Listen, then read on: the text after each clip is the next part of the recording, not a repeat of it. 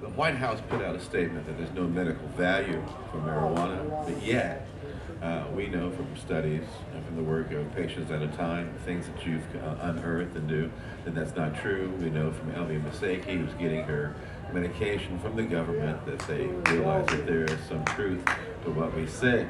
So how do we take a bright mind like Obama and the White House administration and make them realize publicly that there is a medical value to this plant?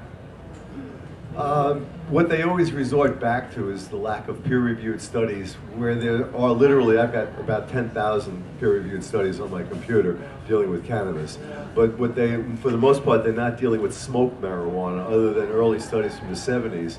But there are a few, and more coming out now, dealing with smoked or with extracts.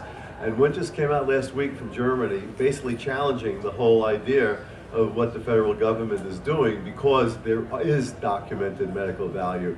I think the only thing that really makes politicians listen is when their constituency contacts them directly, phone, email, more importantly, sometimes postcards, and then they start to see, or visiting them.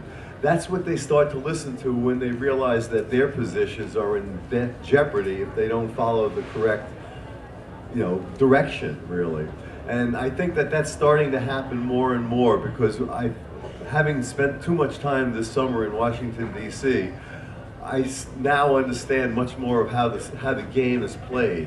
And if we can all learn how to play the game better, then we're going to have a magnified impact on changing things quicker and easier.